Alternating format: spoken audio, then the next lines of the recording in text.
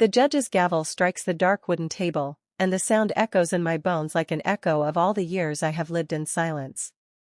Here I am, Eleanor Vance, 67 years old, sitting in this cold courtroom with my wrinkled hands clutching a yellow envelope I have kept for 13 years. My heart pounds so hard I am afraid everyone can hear it.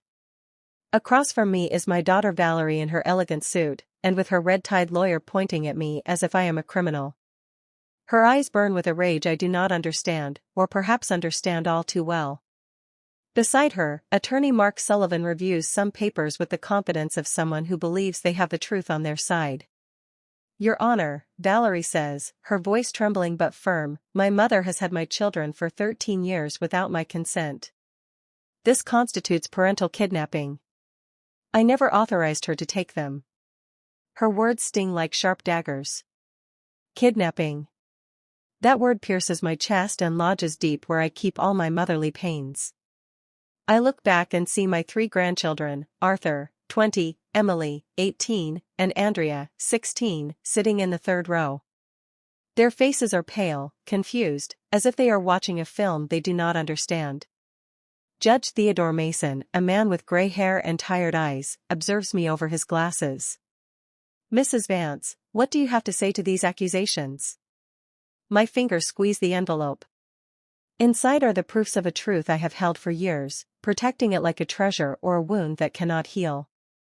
Your Honor, I say, my voice steady, I did not kidnap anyone. I simply raised the children my daughter abandoned on my doorstep.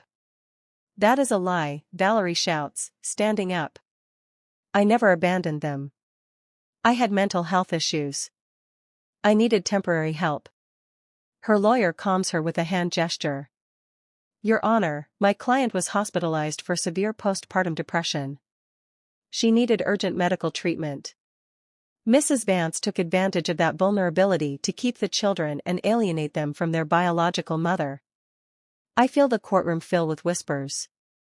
Some people in the audience nod as if they have already decided who the victim in this story is. But I know the truth. I have lived it day after day for 13 years, early mornings, fevers, homework, and hugs when they cried, asking for their mother.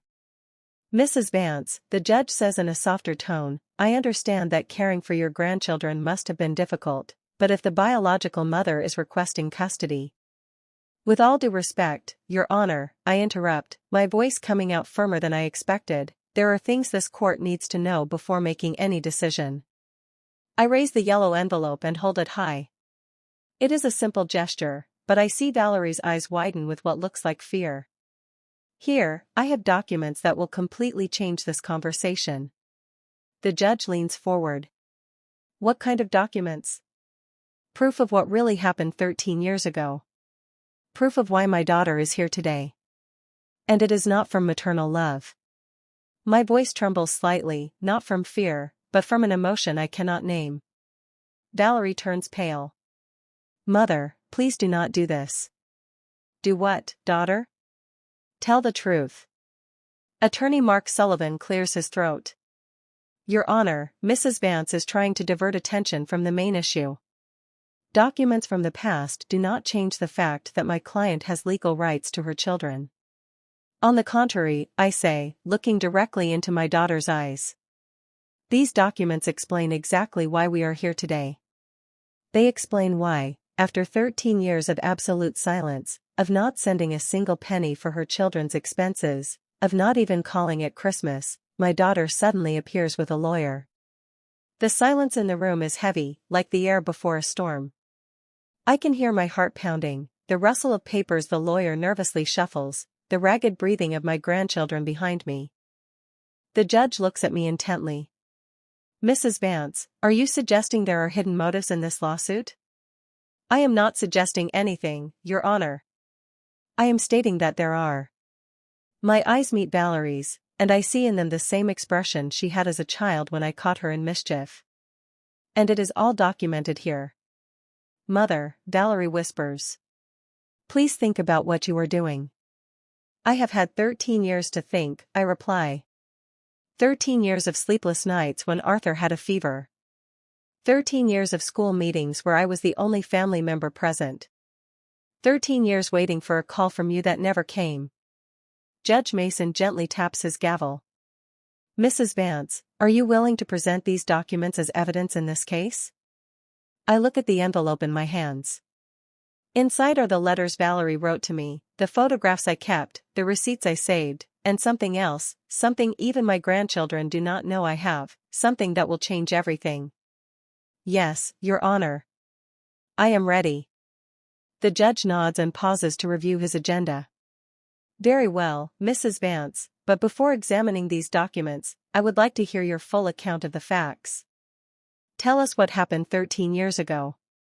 I close my eyes for a moment and transport myself back to that day that changed my life forever. It was a rainy Tuesday in October. I was in my small kitchen preparing chamomile tea to calm my nerves after a doctor's appointment where my arthritis had been confirmed to be worsening. Then I heard the knocks on the door. It was near noon. I began, feeling my voice soften with the memory. Valerie appeared at my door with the 3 children. Arthur was 7 years old, Emily 5, and Andrea barely 3. They were dirty, their clothes wrinkled, and the little ones were crying from hunger. I look over at my grandchildren.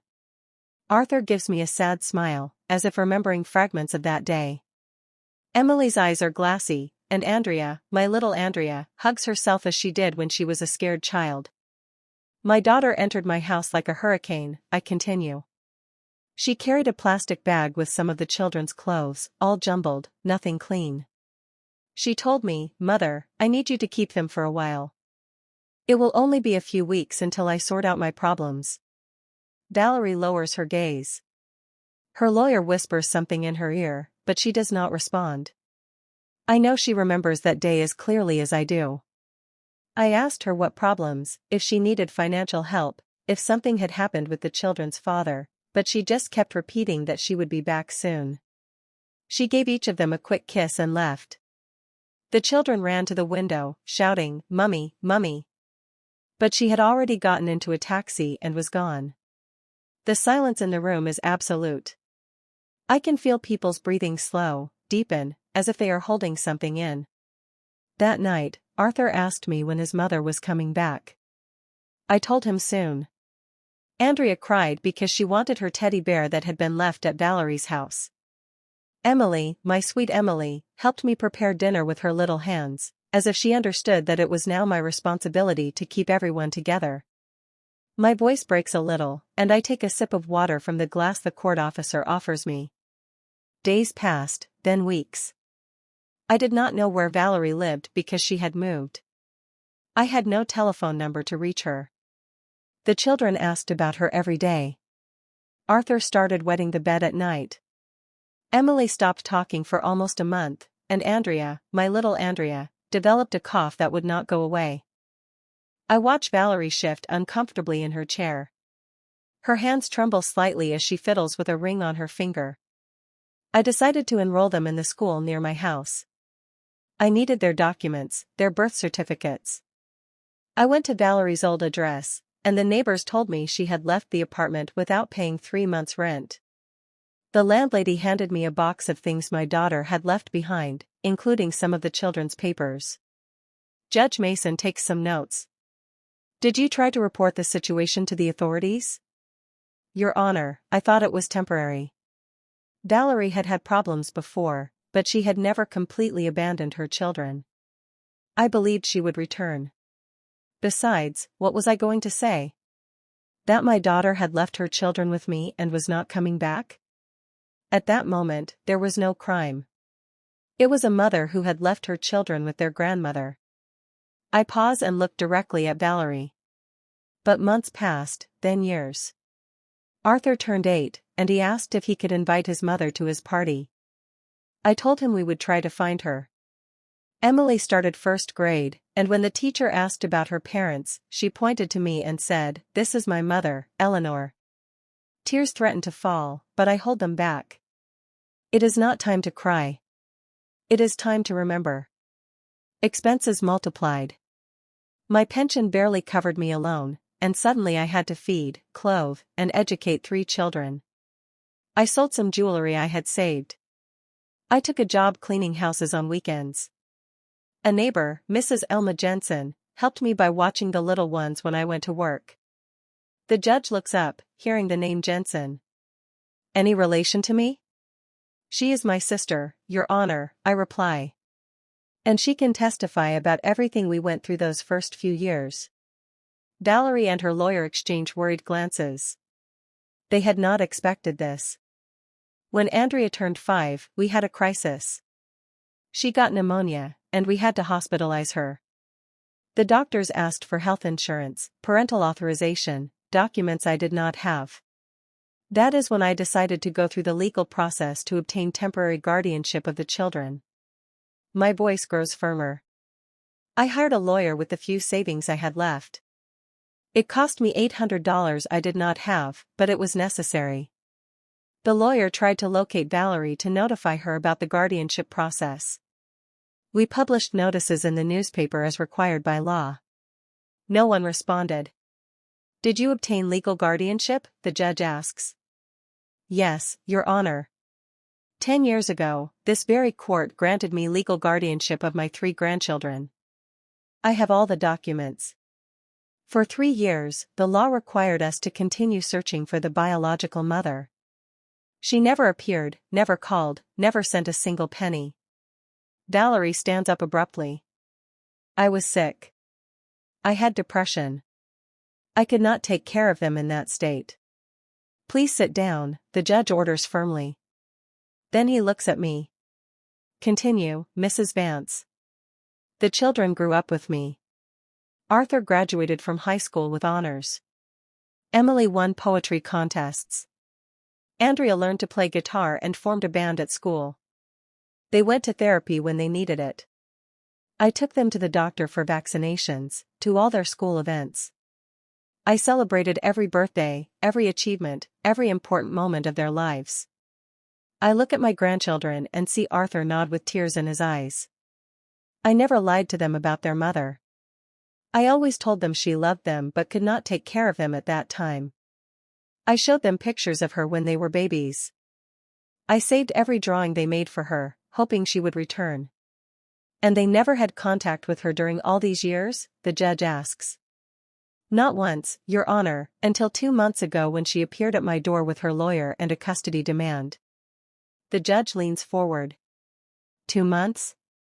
And what changed after 13 years of total absence?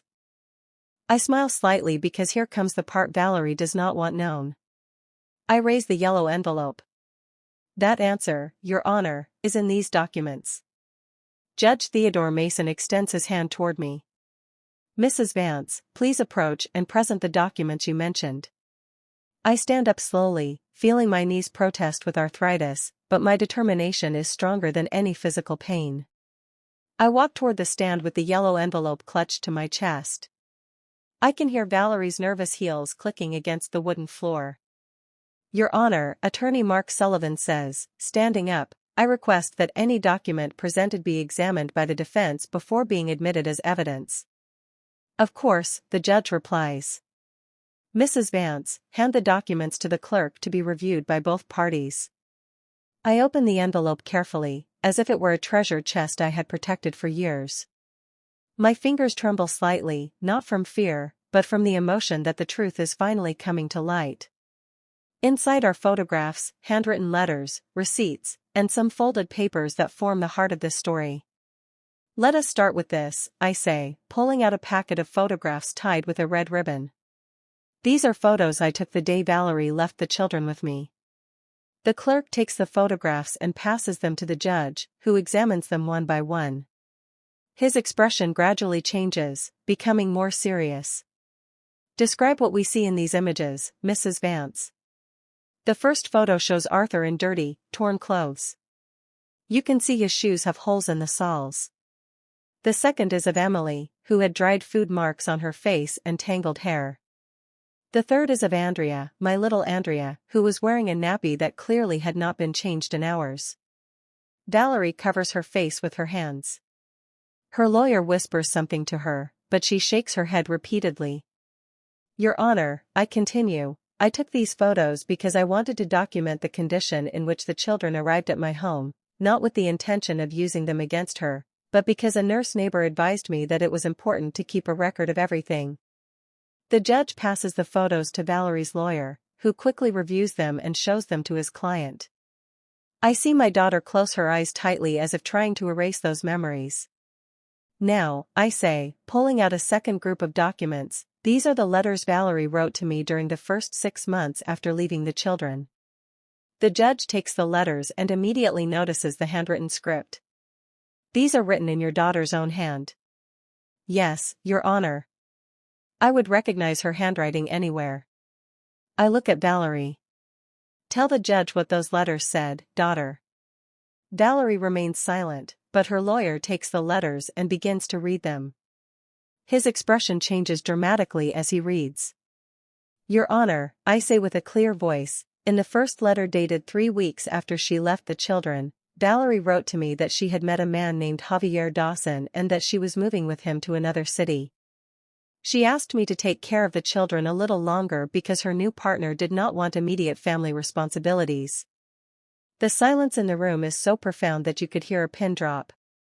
All eyes are fixed on Valerie, who has begun to cry silently. In the second letter, I continue, she informed me that she was pregnant with Javier's child, and that she could not return for the children because he had threatened to leave her if she brought burdens from the past into their new life. Pregnant? The judge asks with surprise. Yes, Your Honor. My daughter had another child with Javier Dawson, a boy who is now 12 years old and lives with them, a child she could raise because it was convenient for her new relationship. Arthur, Emily, and Andrea exchange looks of shock from their seats. This information is new to them. I never told them they had a younger brother because I did not want to hurt them more than they already were. In the third letter, my voice grows harder. Valerie asked me to sign some papers officially renouncing any claim to her so she could start a new life without legal complications. She offered me $500 for the expenses I had incurred with her children up to that point. Attorney Mark Sullivan is pale. This information was clearly not part of the version his client had told him. And you signed those papers? The judge asks. No, Your Honor. I wrote back telling her I did not want her money, but if she really wanted to disappear from our lives, she should do it completely. I told her not to contact us again until she was truly ready to be a mother. I pull another document from the envelope. This is her response to my letter, the last communication we had in 13 years. The judge reads the document, and his expression hardens noticeably. Mrs. Vance, can you read aloud what this letter says? I take the paper with trembling hands, but my voice comes out firm and clear. Mother, it is fine. I will not bother you anymore. Take good care of the children because I have my own family now. If anyone ever asks, tell them their mother had to go far away for work. I do not want them to suffer anymore. Sincerely, Valerie. Tears stream down my grandchildren's cheeks. Arthur rises from his seat as if to approach me, but Emily stops him, taking his arm. Your Honor, I say, putting the letter away, for 13 years, I respected that decision. I never looked for my daughter. I never tried to contact her. I raised her children with love, with the few resources I had, hoping that someday she would mature and return for the right reasons. And why do you believe she has returned now? The judge asks. I smile sadly as I pull the last document from the envelope. Because 3 months ago, Your Honor, my brother Arthur Vance, Valerie's uncle, who lived in Texas and had no children, passed away. The judge leans forward with renewed interest. And what does that have to do with this case? My brother, Your Honor, left a significant inheritance to each of his grandchildren, $50,000 in total for Arthur, Emily, and Andrea, respectively. Valerie sobs louder, and her lawyer seems to be considering abandoning the case.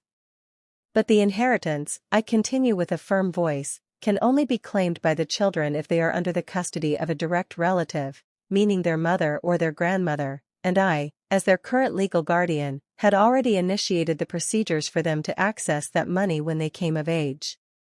The judge looks at me intently. Are you suggesting that Mrs. Valerie Vance returned solely to gain access to her children's inheritance? I pull the final paper from the envelope. It is a copy of a legal document that was difficult to obtain. Your Honor, this is a private report I commissioned about my daughter's activities in recent months. It shows that exactly 2.5 months ago, she hired the services of attorney Mark Sullivan and began investigating my brother's inheritance. Valerie's lawyer stands up abruptly. Objection. That investigation is private and illegal. It is completely legal, I reply calmly. I hired a licensed private investigator after my daughter suddenly appeared at my door with legal threats. I had every right to protect my grandchildren. The judge taps his gavel. Order in the court.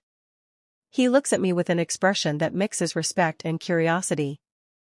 Mrs. Vance, is there anything else in that envelope the court should know? I look at the envelope, which now feels much lighter, but I know it still holds the most important secret of all. Yes, Your Honor, there is something else, something even my grandchildren do not know yet. Judge Theodore Mason adjusts his glasses and looks at me with an intensity he had not shown before. Mrs. Vance, what else does that envelope contain that you consider relevant to this case? My fingers search for the last document hidden at the bottom of the yellow envelope. It is a sheet folded several times, yellowed with time, but containing the most important words of this story. However, before revealing it, I know there is something I must do. Your Honor, before showing this last document, I would like the court to hear directly from my grandchildren. I believe it is only fair that they express their own opinion about this situation. Valerie sits up in her seat with hope in her eyes. Her lawyer, Mark Sullivan, nods quickly. Your Honor, my client agrees. The minors have the right to express their preferences. The judge considers the request. Very well, Arthur Vance. Please approach the stand. My eldest grandson rises slowly. At 20 years old, Arthur is a tall, slender young man with his grandfather's intelligent eyes and the sensitivity he inherited from our family. He walks to the stand with measured steps as if each movement requires conscious decision. Arthur, the judge says in a gentle voice, I understand this situation must be very difficult for you. I want you to know that you can speak freely. Do you remember your biological mother? Arthur swallows and glances briefly at Valerie before answering. Yes, Your Honor. I have some vague memories. I remember there was a lot of confusion at home. I remember that sometimes there was not food and that my grandmother Eleanor would show up with bags from the grocery store. I remember the day we arrived at her house and she bathed us, gave us clean clothes, and made us chicken soup. And how do you feel about your mother's absence during these years? Arthur closes his eyes for a moment. Your Honor, for a long time I was angry.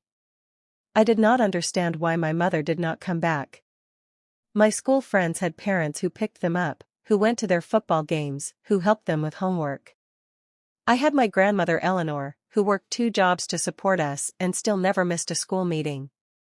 I watch Valerie cry silently, but Arthur continues with a maturity that breaks my heart. When I turned 15, I stopped being angry. I understood that my grandmother had sacrificed her peace of mind, her health, and her savings for us.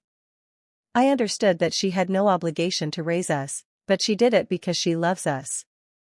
And now that your biological mother has returned requesting custody, how do you feel? Arthur looks directly at Valerie. Mother, if I can call you that, I am glad to know you are doing well. I am glad to know you were able to overcome your problems, but I cannot pretend these 13 years did not happen. I cannot pretend it does not hurt to know you formed another family while we grew up wondering what we had done wrong. The silence in the room is absolute. Valerie sobs louder. Where would you like to live, Arthur? The judge asks. Your Honor, I am already of legal age. I can legally make my own decisions, but if my answer can help protect my younger sisters, then the answer is clear. I want to stay with my grandmother, Eleanor. She is the one who raised us, who loves us unconditionally, who never abandoned us. Arthur returns to his seat, and the judge calls Emily. My 18-year-old granddaughter walks to the stand with the grace that has always characterized her, but I can see the tension in her shoulders. Emily, you are also of legal age. What is your perspective on this situation? Emily takes a deep breath before speaking. Your Honor, I have some clearer memories than Arthur because I was a little older when we came to live with my grandmother. I remember my biological mother cried a lot. I remember that sometimes she would stay in bed all day and we had to take care of ourselves. Valerie shouts from her seat, I was sick. I had postpartum depression. The judge silences her with a stern look. Please allow the young lady to finish. Emily continues. I understand you were sick, Mother, but I also remember the day we arrived at Grandmother Eleanor's house. For the first time in a long time, someone asked us if we had eaten. Someone read us stories before bed. Someone told us everything would be okay. Tears run down my cheeks as I listen to my granddaughter's words. Grandmother Eleanor took us to the psychologist when we had nightmares. She enrolled us in extracurricular activities so we would not feel different from other children. When I was 14 and was diagnosed with juvenile diabetes, she learned about nutrition, about glucose measurement, about everything she needed to take care of me. The judge takes notes as Emily speaks. And regarding staying with your biological mother or your grandmother? Your Honor, my biological mother is a stranger to me. I know she shares my blood, but my grandmother Eleanor shared my childhood, my adolescence, my fears, and my dreams. The decision is easy. Finally, the judge calls Andrea. My youngest granddaughter, 16, approaches the stand with the determination that has always characterized her. She is the most physically similar to me, but she has a rebellious spirit that reminds me of Valerie when she was young. Andrea, you are a minor, but your opinion is very important to the court. What do you remember about your life before coming to live with your grandmother? Andrea looks at Valerie with an expression I cannot decipher. Your Honor, I was very little, but I remember things. I remember being hungry. I remember crying and no one coming. I remember the smell of the house where we lived, a smell of sadness and abandonment. Valerie folds in on herself as if her youngest daughter's words were physical blows. But I also remember, Andrea continues, the first day at Grandmother Eleanor's house. I remember she gave me a warm bath and put me in clean pajamas that smelled like fabric softener. I remember she made me warm milk with honey before bed and sang me a lullaby. Would you like to get to know your biological mother better? The judge asks. Andrea thinks for a moment. Your Honor, I am not going to lie. I am curious to meet the woman who gave me life, but I am also scared. Scared that she will leave again. Scared that her promises are like the ones she made 13 years ago. And where do you feel safest? With my grandmother Eleanor, Your Honor. She has never failed me, never lied to me.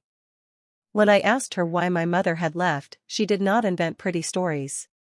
She told me the truth, that sometimes adults make difficult decisions and that she loved me enough to stay.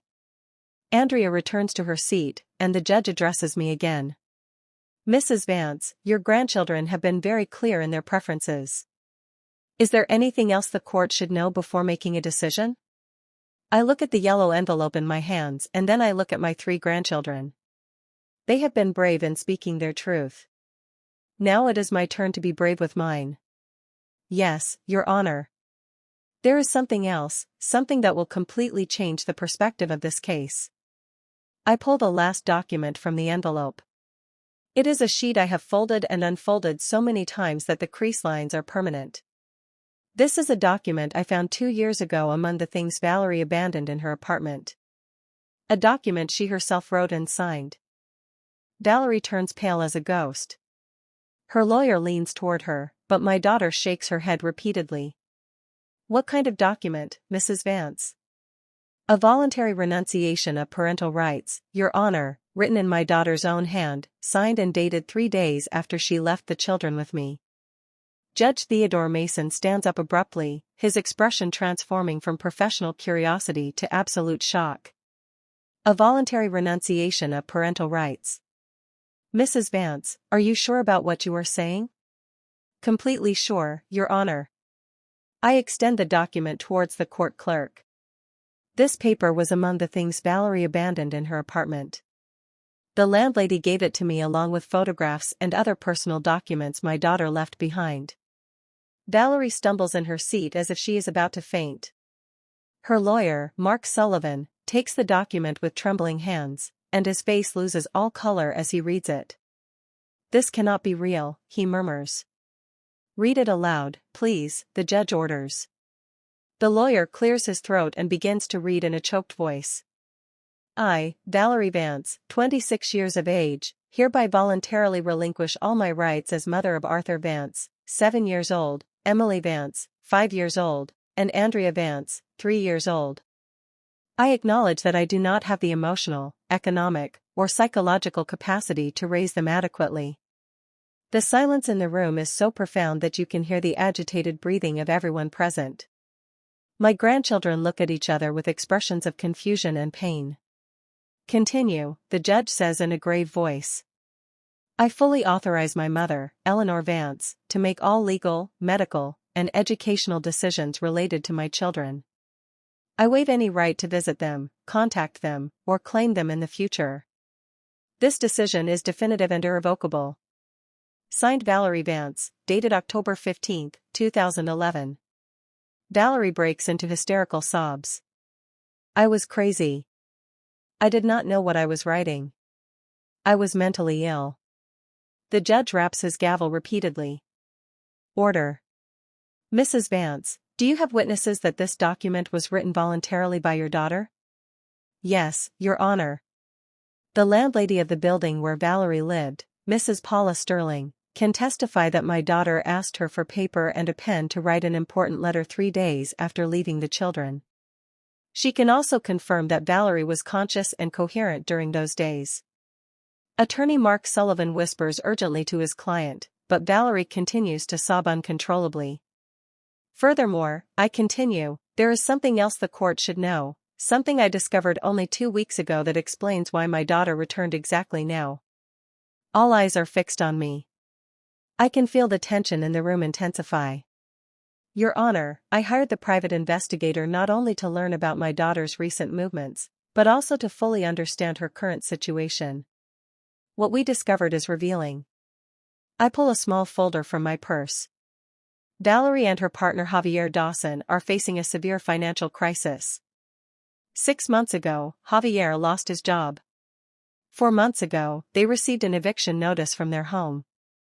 3 months ago, exactly when they learned about my brother's inheritance, they began procedures to obtain custody of my grandchildren. Valerie lifts her head, her eyes red from crying. "Mother, please. Let me finish, daughter." My voice is firm but not cruel. "The investigator also discovered that you and Javier have been living on loans and credit cards. You owe more than $30,000 in accumulated debt." The judge reviews the documents I have provided. "And you believe that your grandchildren's inheritance is the solution they are seeking for their financial problems?" "I do not believe it, Your Honor. I know it."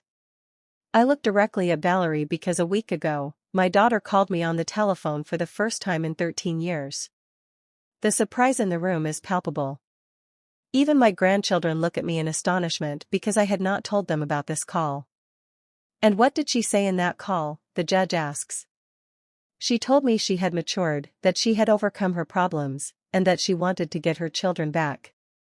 When I asked her why after so long, she said she had been saving money to offer them a better life." I paused dramatically. Then I asked her about my brother's inheritance. There was a long silence, and then she said, "Mother, that money belongs to my children. I just want to make sure they receive it when the time is right." "And what did you reply?"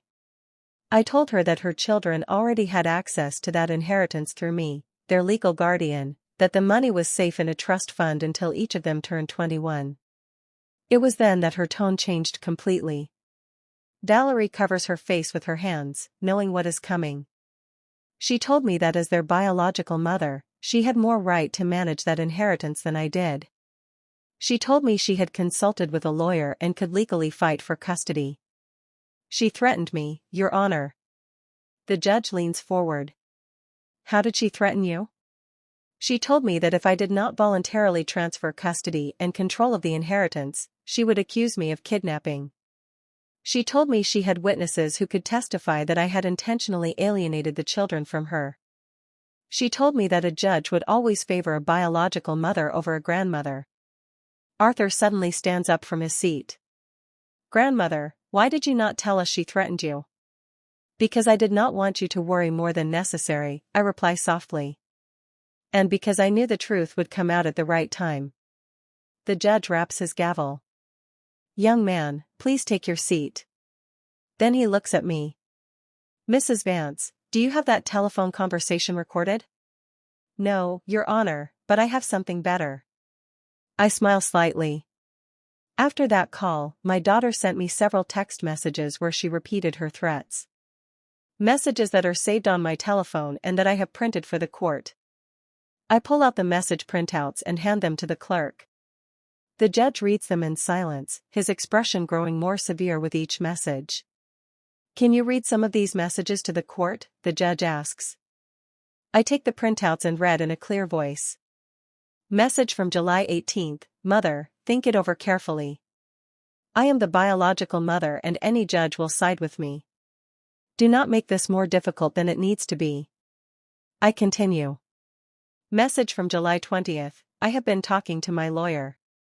He says what you did could be considered parental kidnapping. You could go to jail. And the last message, my voice grows firmer, from July 22nd, Mother, if you give me custody voluntarily, we can reach an agreement on the inheritance. 50-50. You keep half for having taken care of them. I keep half because I am their mother. But if you force me to go to trial, I get everything. The judge places the documents on his desk and looks directly at Valerie. Mrs. Vance, do you confirm that you sent these messages? Valerie sobs, unable to articulate a word. Her lawyer looks completely defeated. Your Honor, I say softly, I want to make it clear that I am not seeking revenge against my daughter. I understand that she went through difficult times when she was young. I understand that early motherhood and mental health problems can lead to desperate decisions. I look at Valerie with sadness, but also with determination. But what I cannot accept is that after 13 years of total absence, after having formally relinquished her rights as a mother, after having formed a new family and completely forgotten about these children, she now returns only because money is involved. What do you request from the court? The judge asks. That my permanent legal guardianship over my minor grandchildren be confirmed, that my daughter's custody demand be completely rejected, and that a restraining order be issued preventing Valerie from approaching the children unless they, when they are of legal age, voluntarily decide to have contact with her. Valerie shouts from her seat. You cannot take my children away from me forever. I turn to her with an expression that mixes pain and firmness. Daughter, you yourself gave them up 13 years ago. I am not taking anything from you. I am just protecting what you abandoned. The judge declares a 30-minute recess to review all the documentation presented.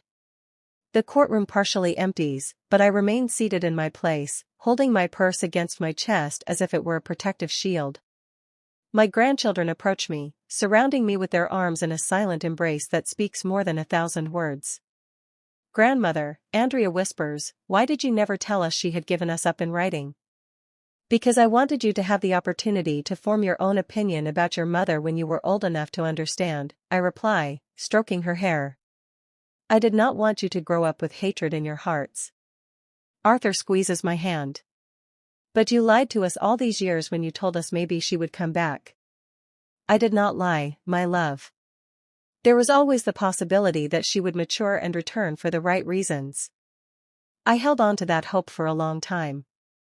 I look to where Valerie is sitting with her lawyer talking in desperate whispers. But when she called me a week ago, I knew immediately that she had not returned for you. She had returned for the money. Emily sits next to me. What is going to happen now, grandmother? I do not know, my child, but I know we have told the truth, and that is all we can do. During the recess, I watch Valerie slowly approach us. Her lawyer tries to stop her, but she ignores him. She walks with hesitant steps as if each foot were a mountain to climb. Mother, she says with a broken voice, can we talk privately? She begins, and her voice trembles like when she was a child and had done something wrong. I know I made terrible mistakes, but I have changed. I have really changed. Have you changed, Valerie, or do you just need money? My question is direct, but not cruel. After so many years, I have earned the right to brutal honesty. She lowers her gaze. Both are true. Yes, I need the money, but I have also missed my children all these years. You have missed them? My voice rises slightly. Valerie, you had 13 years to miss them. 13 years to call, to write, to send a postcard at Christmas. 13 years to ask how they were, if they needed anything, if they remembered you. I was scared, she whispers. I was scared they would hate me for abandoning them. Then why now? Why, after 13 years of fear, do you suddenly have the courage to fight for them in court? Valerie leans against the window as if needing physical support to continue the conversation. Because Javier told me that if I did not try to get my children and their inheritance back, he would leave me. He told me he could not stay with a woman who had given away $50,000. The brutal honesty of her confession catches me off guard. For a moment, I see the scared girl she once was, caught between impossible decisions. Then you have not changed at all, I say with deep sadness. 13 years ago, you made a decision based on what a man demanded of you. Today, you are here for the same reason. It is not that simple. Her voice rises, but she immediately looks around to make sure no one hears us.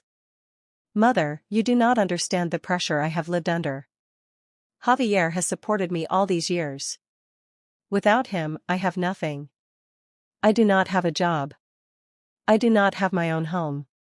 I do not have savings. And what about your other child? The child you could raise because it was convenient for your relationship. Valerie stumbles as if I had slapped her. Paul is different. He was born within my marriage to Javier. He was part of our plans. Arthur, Emily, and Andrea were also your children, Valerie. They also deserved unconditional love. But I could not give them that. She explodes, tears streaming down her face. I was a child when I had them. I did not know how to be a mother. Every time Arthur cried, I cried too. Every time Emily had nightmares, I had panic attacks. I could not handle them. For the first time in this conversation, I feel a pang of compassion for my daughter. Then why did you not ask me for help at that time? Why did you not come to me and say, Mother, I cannot do this alone? Because I was afraid you would judge me. I was afraid you would think I was a bad mother. Valerie, my voice softens, I would have helped you. We would have found a way to raise them together, but you chose to run away. You chose to abandon them completely. I know, she sobs. I know. And I have lived with that guilt all these years. But Mother, now I can offer them something better. With the inheritance, I can give them a life I could never give them before. With the inheritance, Valerie, are you listening to me? It is not about the money. It is about 13 years of absence. It is about you writing a renunciation of parental rights. It is about you forming another family and completely forgetting about them. Valerie straightens up, and for a moment I see a flicker of the determination that characterized her when she was young. Mother, legally, I am still their biological mother. That paper I wrote was not notarized. It was not presented before a judge. Technically, it does not have full legal validity. And there it is. The true Valerie emerges again, calculating and manipulative. So, this was never about getting your children back. This is about winning a legal case to access the money. It is about both things, she insists. Mother, we can reach an agreement. I will take the children, but you can visit them whenever you want. We can share the responsibility of raising them, and about the inheritance, we can divide it fairly. You have spent money on them all these years. It is fair that you receive compensation. Compensation? The word comes out of my mouth like poison. Valerie, do you think I raised your children expecting financial reward? Do you think I took them to the doctor when they had a fever because I expected someone to pay me for it? Do you think I stayed up all night when they had nightmares because I expected to receive money in return? Stop. Just stop. Valerie covers her ears like a child who does not want to hear the truth. I am not going to stop, Valerie, because this is what you need to hear. I did not raise those children as an investment. I raised them because I love them. Because they are my blood. Because when you abandoned them, someone had to love them unconditionally. Valerie lowers her hands and looks at me with an expression I had not seen in years. It is the same look she had as a teenager when she realized she had made a serious mistake. Mother, she says in a very small voice, what do I have to do for you to forgive me? The question catches me off guard. For years, I had imagined this moment. I had thought about what I would tell her if she ever asked for forgiveness. But now that I am here, the words do not come easily. Valerie, forgiveness is not something you negotiate. It is not something you get in exchange for doing the right things. Forgiveness is something you give because you choose to free yourself from resentment. So, do you forgive me? I look at my daughter, this 39-year-old woman who still seeks her mother's approval, and I feel a complex mixture of love, disappointment, sadness, and hope. I forgive you for being a scared child who did not know how to be a mother. I forgive you for making desperate decisions when you felt overwhelmed. I forgive you for running away when the responsibility became too heavy. Valerie smiles with hope, but I continue. But I cannot forgive you for coming back only when money is involved. I cannot forgive you for threatening me with jail to get what you want. And I cannot allow you to hurt those children again. The smile disappears from her face. So there is nothing I can do. Yes, there is something you can do, I reply firmly. You can go back to your life, work on your personal problems, and when you have truly matured and changed, when you can offer genuine love without expecting anything in return, then perhaps your children will decide for themselves if they want to meet you. And the inheritance belongs to them, Valerie, and I will make sure they receive it when they are ready to manage it responsibly. A court officer appears in the hallway. The recess is over. The judge is ready to continue.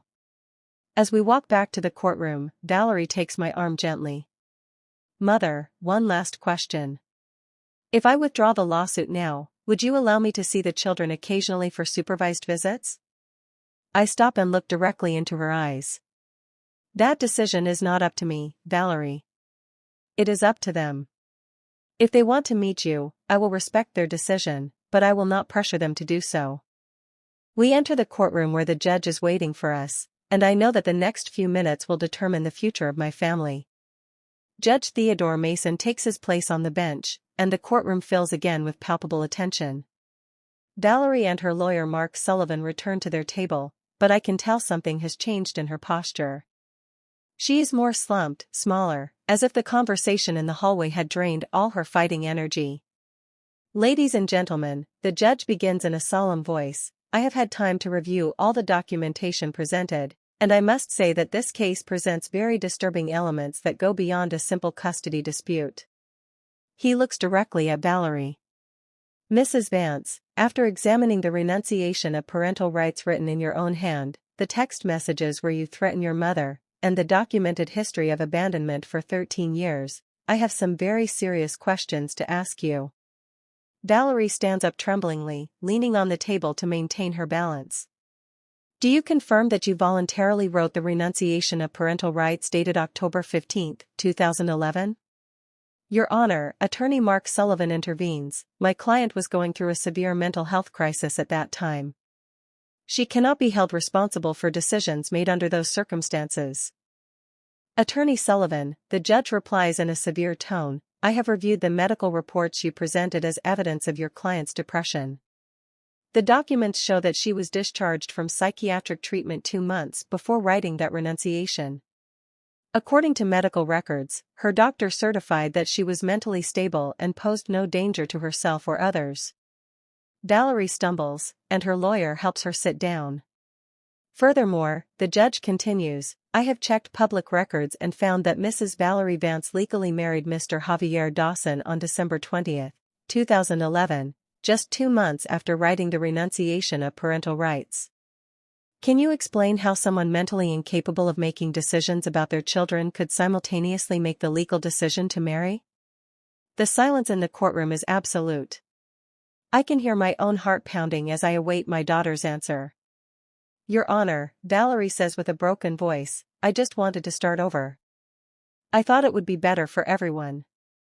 Better for everyone or better for you? The judge's question is direct and sharp. Valerie breaks into tears and cannot answer. The judge continues, Mrs. Vance, I have also reviewed the school records of your son, Paul, born in 2012. The documents show that you have been a present and active mother in his education. You have attended parent meetings, school events, and maintained a stable home for him for 11 years. This demonstrates that you did have the capacity to be a mother, but you chose to exercise that capacity only with the child who was convenient for you. Every word from the judge falls like a hammer on the coffin of Valerie's hopes. I watch her collapse in her chair, completely defeated. But most concerning of all, the judge says, raising the printed text messages, are these explicit threats you made to your mother? Threatening with false accusations of kidnapping is not only morally reprehensible, but constitutes extortion, a serious felony. Attorney Mark Sullivan stands up desperately.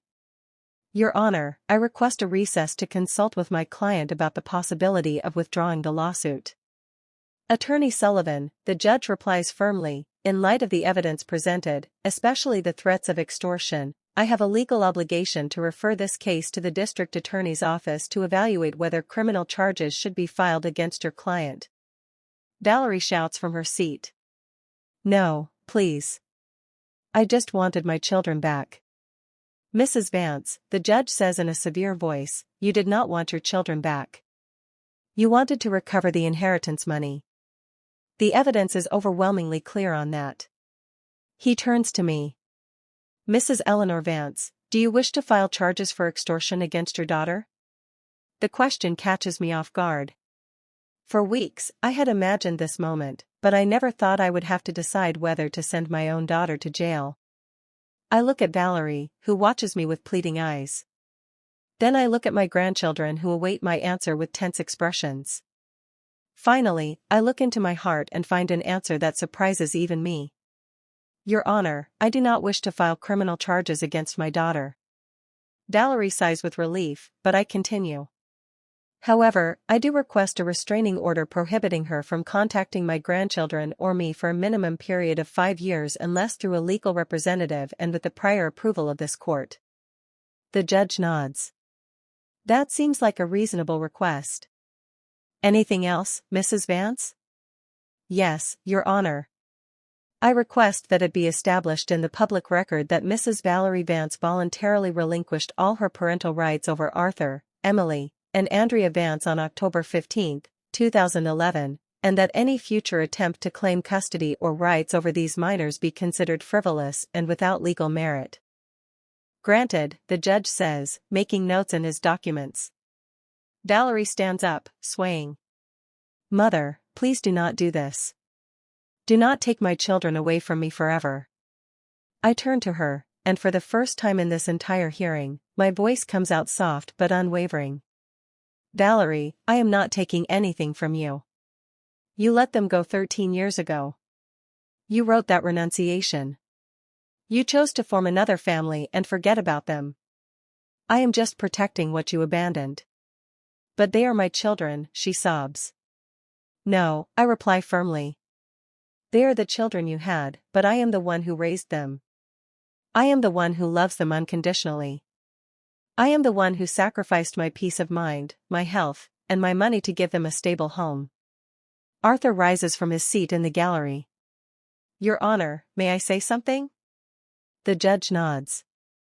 Please approach. My grandson walks to the stand with the dignity of an adult man, although I see in his eyes the pain of the child he once was. Your Honor, I want it to be clear for the record that my sisters and I do not consider Valerie Vance our mother. She is the woman who gave us life, but our mother is Eleanor Vance, the woman who raised us, educated us, loved us, and never abandoned us. He turns to Valerie. And I want you to know, Valerie, that if you ever truly change in the future, if you can ever offer genuine love without expecting anything in return, if you can ever prove that you have truly matured, then perhaps we will consider getting to know you as a person. But you will never be our mother. That title has been earned by grandmother Eleanor. Valerie sobs uncontrollably, but Arthur is not finished. And about Uncle Arthur's inheritance, I want you to know that when we turn 21 and can freely dispose of that money, a portion will go to grandmother Eleanor because she deserves to be rewarded for all the sacrifices she made for us. Emily and Andrea rise from their seats and join their brother in front of the stand. I also want to say something, Emily says with a clear voice. Valerie, I do not hate you, but I do not know you either. To me, you are a stranger who shared some of her blood with me. My real family is here with my grandmother Eleanor and my siblings. Andrea, the youngest, looks Valerie directly in the eyes. And I want you to know that if you had come back for love, if you had come back because you really missed us, maybe we could have built something. But you came back for money. And that tells us everything we need to know about who you really are. The judge gently taps his gavel.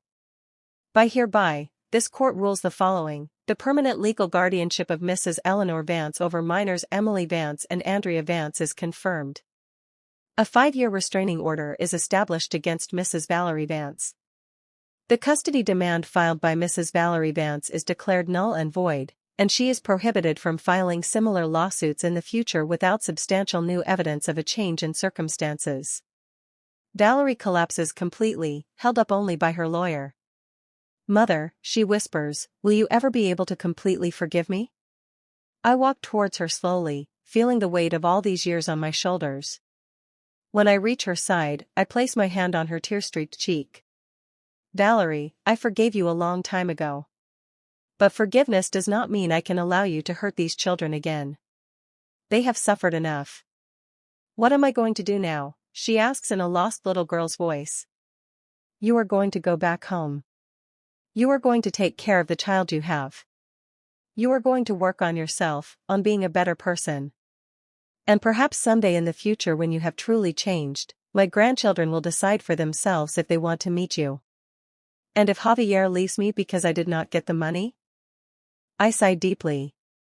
Then perhaps it is time you learn to stand on your own 2 feet, daughter. Perhaps it is time you stop basing your decisions on what men expect from you. The judge stands, indicating that the hearing is over. This court is closed. As we leave the courtroom, I feel a strange mix of triumph and sadness. I won the legal battle, but I lost hope that my daughter had returned for the right reasons. But when my grandchildren surround me with their arms in the courthouse hallway, I know I made the right decisions. Sometimes love means protecting those you love, even if it hurts those you also love. 3 months after the trial, I am sitting in my small kitchen watching Andrea practice guitar for her school recital. The evening light streams through the window and illuminates her concentrated face, so much like mine when I was her age. Arthur is in college studying engineering on a full scholarship we secured after much effort. Emily works part-time at a bookshop while finishing high school. Life has found its rhythm again, but differently, more peacefully. There is no longer that constant tension of wondering if someone will come to take the children. There are no more sleepless nights thinking about legal demands. The restraining order has given us the peace we needed.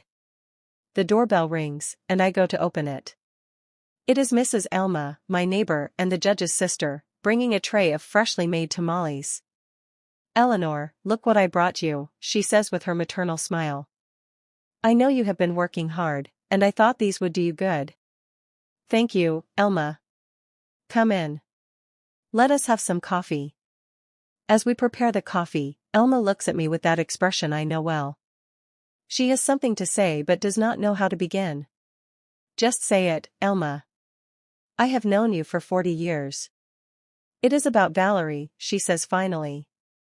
My brother Theodore told me she has been asking for information on how to appeal the decision. I feel a knot in my stomach, but I take a deep breath. And what did they tell her? That she has no legal grounds to appeal, that the renunciation of parental rights she wrote is valid, especially considering her subsequent behavior. But Eleanor, there is something else. Javier left her last week. He took their son, Paul, and told her he could not stay with a woman who had lost $150,000 for being stupid. The news hits me like a slap. Despite everything Valerie did to me, she is still my daughter, and it hurts to know she is suffering. Where is she living now? In a small apartment near downtown.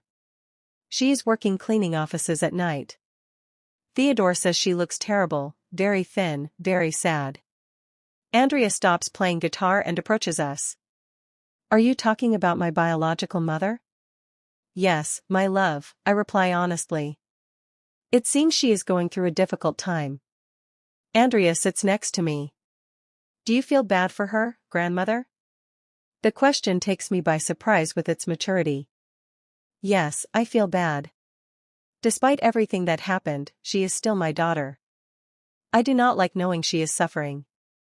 But that does not mean we did anything wrong by defending ourselves, right?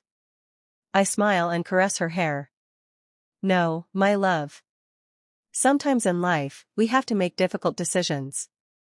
You can feel compassion for someone and at the same time protect yourself from them.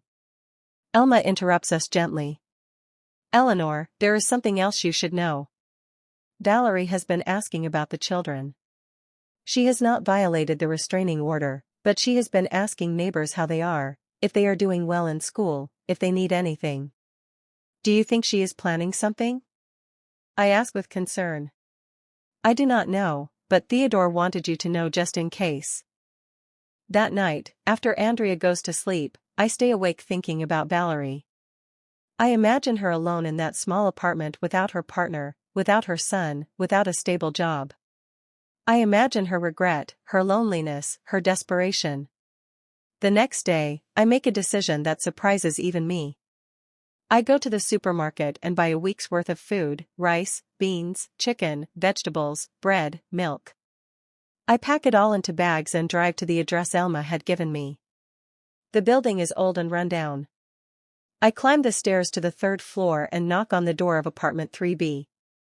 I hear slow footsteps, and then Valerie's voice through the door.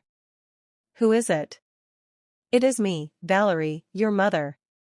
There is a long silence, then the sound of bolts opening. The door opens, and I see my daughter. Elma was right. She looks terrible. She has lost a lot of weight. She has deep dark circles under her eyes, and her clothes are clean but very worn. Mother, she whispers as if she cannot believe I am there. What are you doing here? I brought you some things, I say, lifting the bags.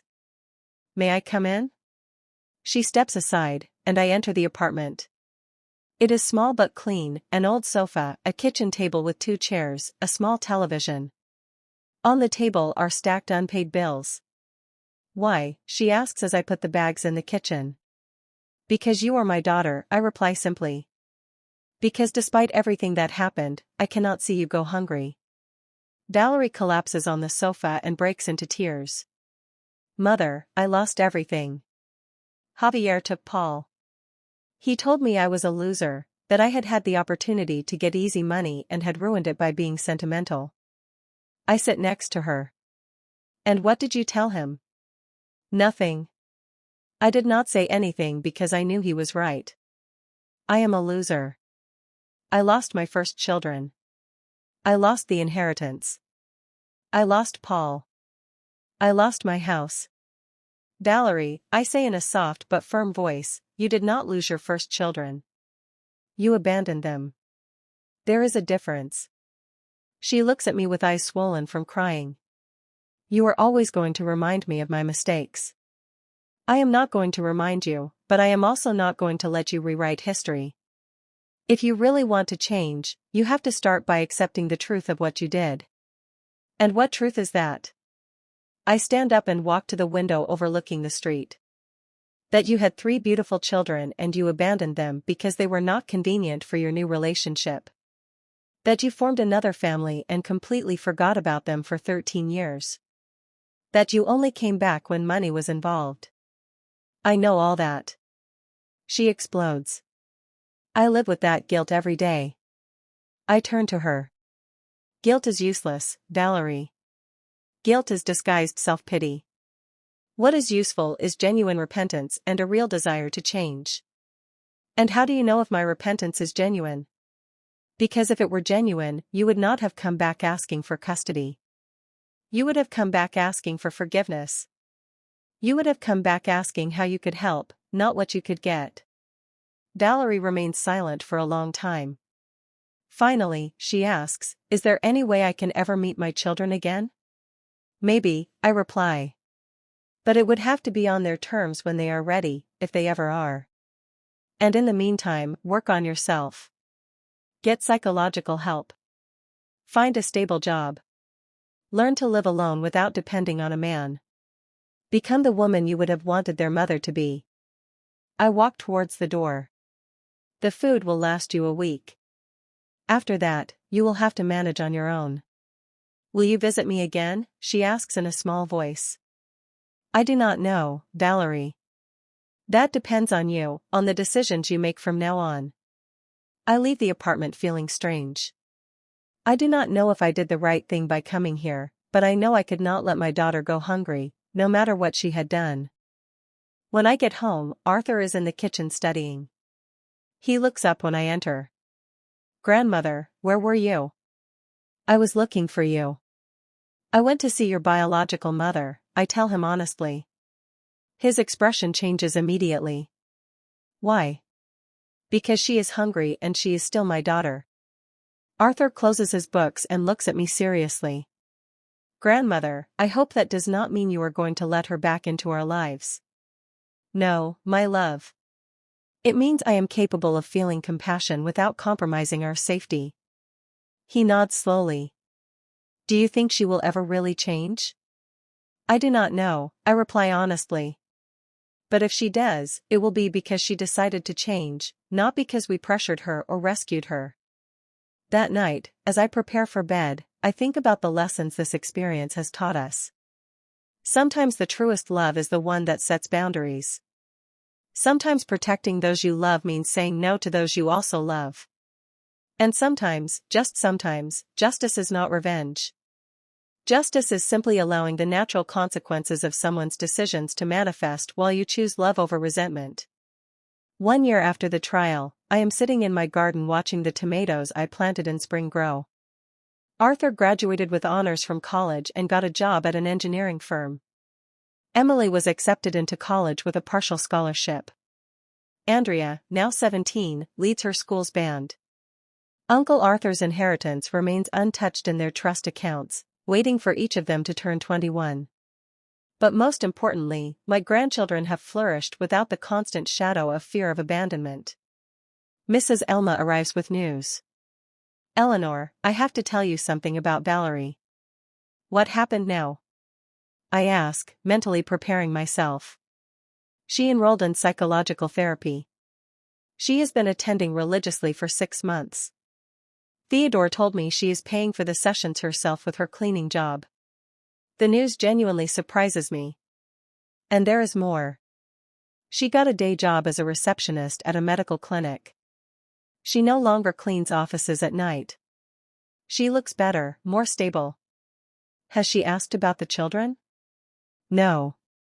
In fact, they told her you had visited her, and she replied that her mother had already done enough for her, that now it was her turn to prove she could change without help.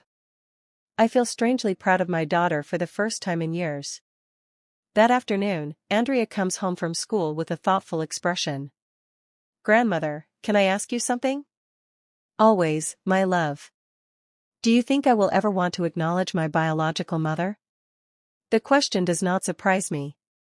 I knew this moment would eventually come. "I do not know, Andrea. It is a decision only you can make when you are ready." "Would you be upset if someday I decided to meet her?" "No, my love. I would be proud of you for making your own decisions as a responsible adult. And if you decided never to meet her, I would be proud of that too. The decision is completely yours." That night, as I prepare dinner, I reflect on everything we have lived through.